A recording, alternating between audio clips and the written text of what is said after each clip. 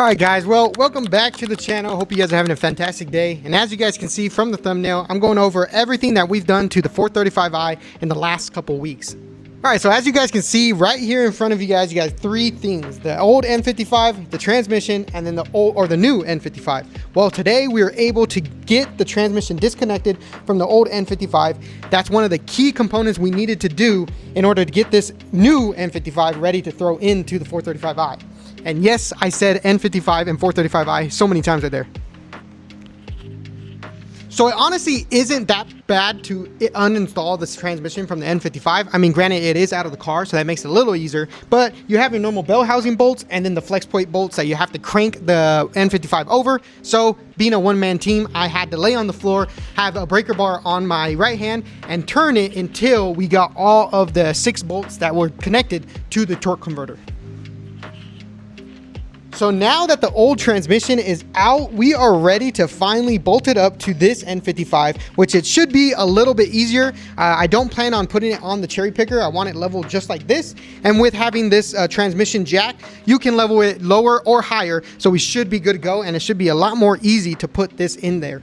So enough about the transmission and N55. Let's talk about the brakes. The brakes are the next thing that we need to tackle on this project. So I think I'm gonna go ahead and order all the rotors all around, because these things are absolutely shot. They are so rusted, and I really don't know how much life they have in them, but I'm kind of tempted to just throw everything in the car, get this thing running, and then just drive it to see how they perform. And the number one good thing about this 435i and why I wanted it from auction is because it did not need any body care whatsoever. All it was just mechanically wrong. So now you might be asking, what is the next steps for the BMW 435i? Well, I have all of the parts that we needed on order. They should be here within this week or next week. And as they come in, we will be swapping out those set parts. Oh, and also, if you're curious of how much we spent just buying those parts, we spent $1,000. So I'm pretty sure that's not going to be the only parts we have to order for this build. But so far, we are still less or spent less than buying a 435i from a dealer or from a private party. So sooner or later, the 435i will be finished, and I'm pretty sure we will have to buy more parts, swap out more parts, because there was a lot of broken connectors here in the engine when I was taking it out. And honestly, there is a lot more parts that I would like to buy for the engine bay that were missing from the previous owner. So that is something that we are adding to the list. So it's just going to grow, but as long as we don't get through that threshold of the other ones of the price of buying a 435i, we should be good to go. And also, for all my YouTube audience out there, what is the next steps for the project right now? The next steps would definitely have to be disassembling this whole engine on the N55, the old one. We have to take off all the wiring harness. We have to take off the turbo, because as you can see, that is still there.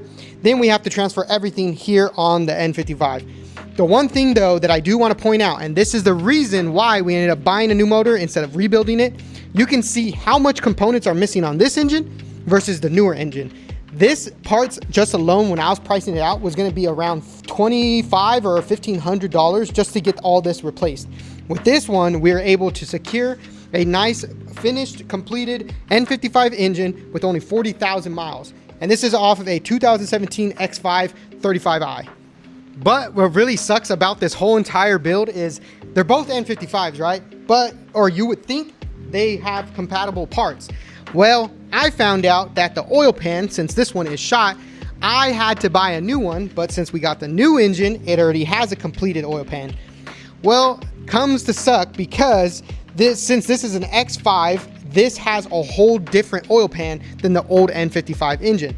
This actually has a special oil pan to where it fits the SUV chassis versus here that needs to fit the F32 chassis. So little disappointed, kind of sucks that I have to spend that much money because the oil pan is not cheap. I had to spend $300 for a brand new oil pan, and that was with discounts and using like points that I had on my account.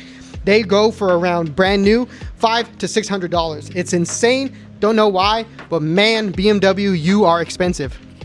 And then also, guys, I'm here doing a new style of video, just like this video right here, where it's clips, transitions, and me basically showing my body, putting the camera up there, and just chatting with the mic and everything.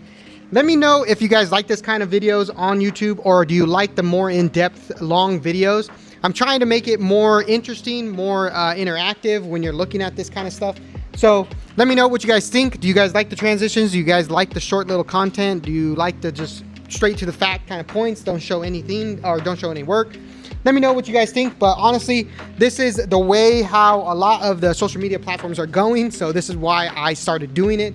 But for my YouTube audience, if you guys do not like it and you guys like longer videos of me showing stuff, I'll definitely do it.